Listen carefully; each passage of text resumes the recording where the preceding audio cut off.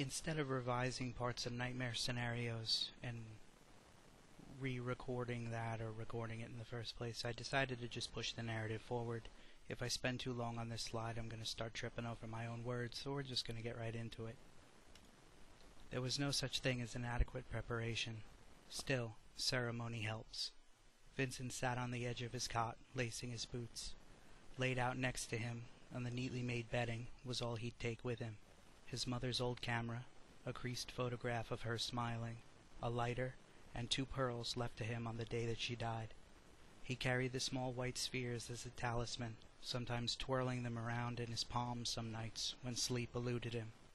Vincent rose from the bed, placed the photograph in the breast pocket of his shirt over his heart.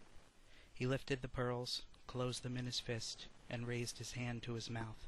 Moving his lips in a silent approximation of thank you, he lifted his eyes towards the ceiling before leaving the small cell of his bedroom. He stood momentarily contemplating the closed door of his home. To the right of the door stood the metal cylinder that housed a single authority-approved umbrella. He knew he wouldn't take it. The rain had taken all he'd known, all he'd loved, but refused to take him. He left unprotected as a matter of course, tempting fate to come finish the job. Fate seemed content to laugh at him, as he always remained dry. He glanced at the remnants of the small screen mounted by the door. A twinge of pain ran through his knuckles as he remembered the day some years back he'd driven his fist through the face of the weatherman, confidently reading the day's chance of rain. Instead of shattering that smiling jaw, he'd broken every knuckle in his right hand.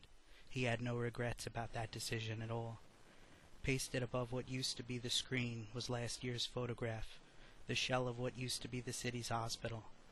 It looked as though it had been bombed, and Vincent stood thinking about what had become of his home. In the aftermath of the weatherman's error, everything fell apart.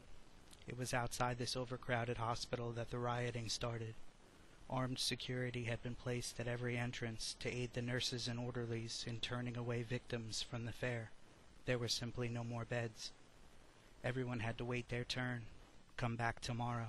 Figure it out yourselves. Some left sullenly like beaten dogs. Some protested meekly before following suit. Bolder specimens tried to force their way in. One shot, one more body, and the end to that course of action was total. The riot became a final coping mechanism. The authority had failed to warn them. Their preparations had failed to protect them. Their institutions had failed to help them with the aftermath, and now their hospital was failing in providing them aid. When all that had been built falls in the face of acts of God or nature, the victims of the damage have no course but to turn that damage on themselves. Some of the angrier survivors turned away and came back, marching lockstep with glass bottles filled with whatever they had that was flammable: kerosene, gasoline, lighter fluid. They fashioned wicks from their tattered garments or the clothes of the dead and surrounded the hospital. Armed guards or not, they were outnumbered. Armed guards or not, these people had nothing left to lose. Desperation is a devastating thing. The fires burned for days and no department came to help. Then, quick as it started, the violence ended. One last fit before a final loss of hope. Everyone had gone home. Shaking off the reverie, Vincent reached out and pulled the picture from its place on the wall. He took the lighter from his pocket and lit one corner. He held the burning photograph until the heat started to singe his fingers. He let the remnant fall to the floor, burn there for a second, and then put out the fire under his boot. He remembered the hospital being west of his home. Tonight, this year, he'd go east. There had to be something there that would help him sleep. He checked the film in the camera, patted the breast pocket of his shirt, and left his home. He didn't bother locking the door.